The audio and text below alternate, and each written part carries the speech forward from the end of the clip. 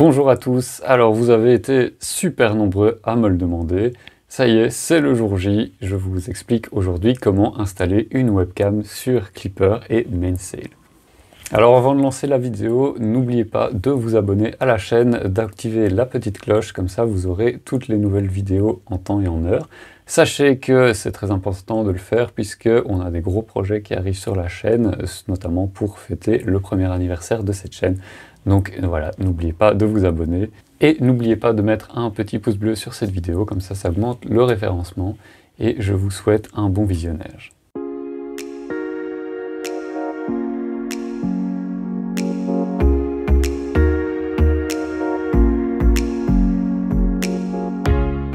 Alors vous allez voir au niveau de l'installation sur votre imprimante, c'est ultra simple. Donc il vous faut d'abord un insert T-Net M3 comme ceci. Il vous faut une vis M3 x 6 et il vous faut le support imprimé qui est celui-ci.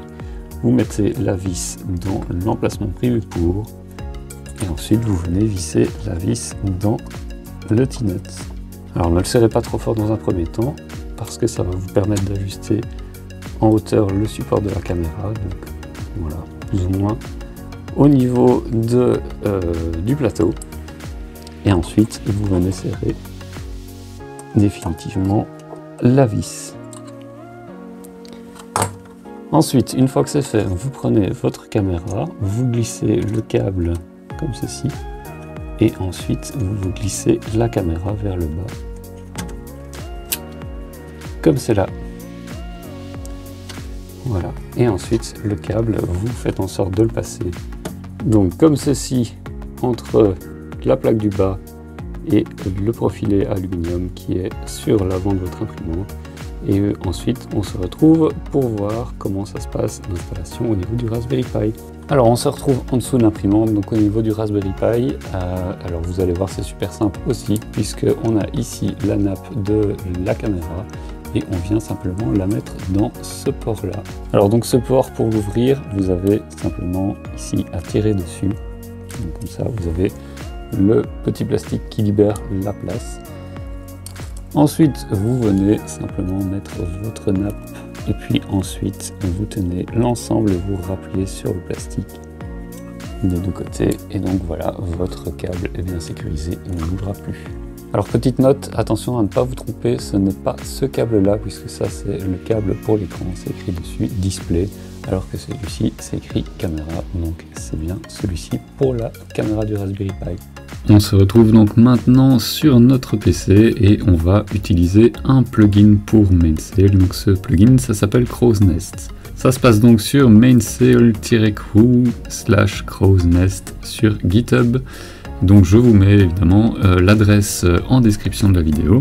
Alors comment ça fonctionne? C'est simple, vous avez ici une série de lignes de commande à utiliser et à lancer sur votre Raspberry Pi. Donc je vais prendre ces lignes de commande et je vais aller les mettre dans mon terminal Pi et je vais venir coller les commandes que j'avais copiées précédemment. Et j'appuie sur Enter. Voilà, donc maintenant le plugin est installé, mais c'est pas tout. On va d'abord exécuter la commande raspi-config. Donc on fait sudo raspi-config et là je vais dans Interface Options. Et là j'ai la première option qui est Legacy Camera. Donc on appuie sur Enter et là on nous demande donc s'il faut activer la Legacy Camera, on met Yes. Voilà, donc on a la confirmation que le Legacy Camera est activé et on appuie sur Enter. Maintenant, on peut quitter raspi-config en appuyant sur Finish. Alors, je retourne sur Mainsail et on va activer la configuration donc de Crow's Nest. Donc pour ça, on va dans Machine et on a ici tous les fichiers de configuration. Alors moi, je l'ai déjà fait précédemment, mais on a un premier fichier à créer. Donc vous appuyez ici sur Create File, vous l'appelez webcam.conf et alors dedans, vous mettez ceci. Donc toutes ces lignes-là, elles sont disponibles sur le GitHub de Crow's Nest. Alors, hop, je vous montre où c'est. C'est ici dans Simple Configuration. Vous avez donc tout ceci. Alors moi, j'ai fait quelques petites modifications par rapport à ce qui est suggéré de base.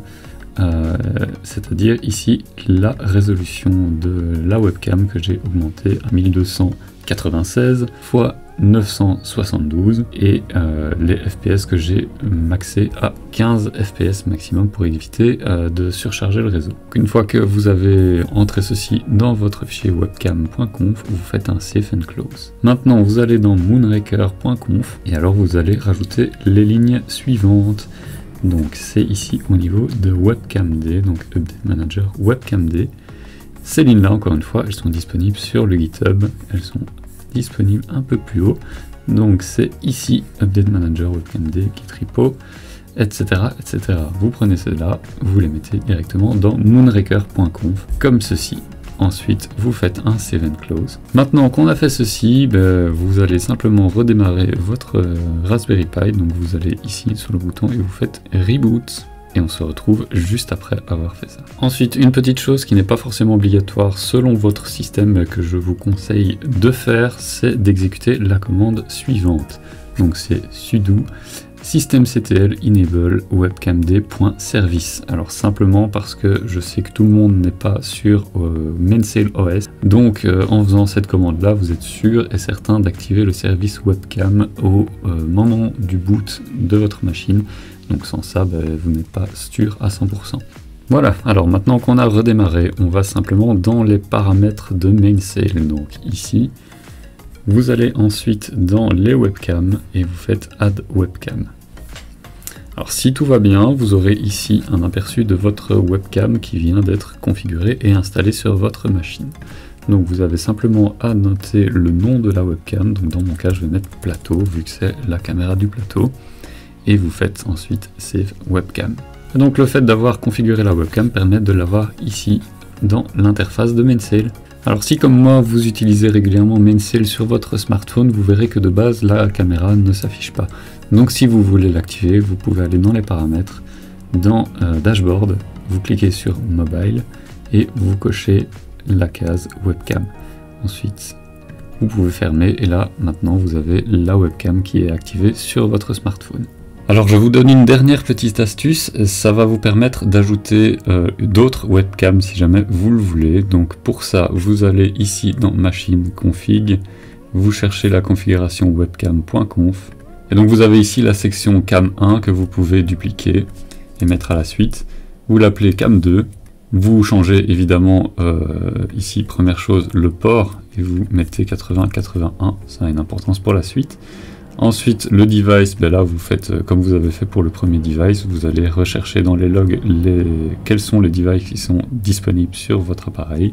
Vous changez la résolution en fonction de ce que vous voulez et ce dont est capable votre appareil. Et ensuite, vous sauvegardez.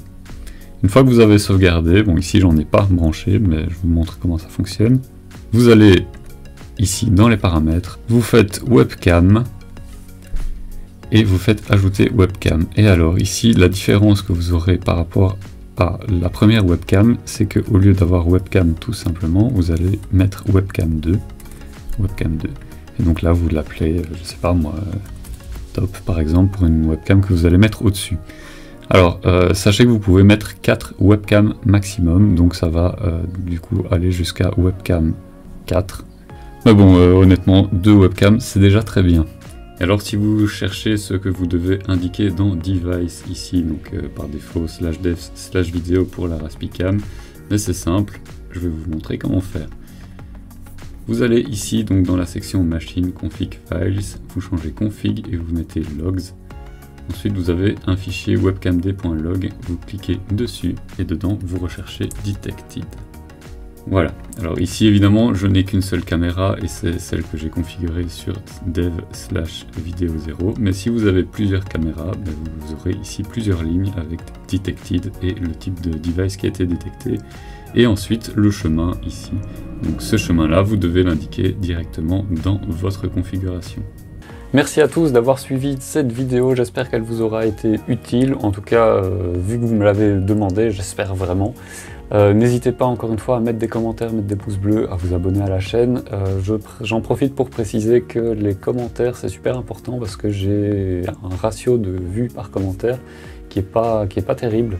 Donc j'ai pas mal de vues pour peu de commentaires, donc n'hésitez pas à commenter la vidéo, ça permet à YouTube de se dire putain cette chaîne elle est quand même bien, donc je vais la mettre en avant.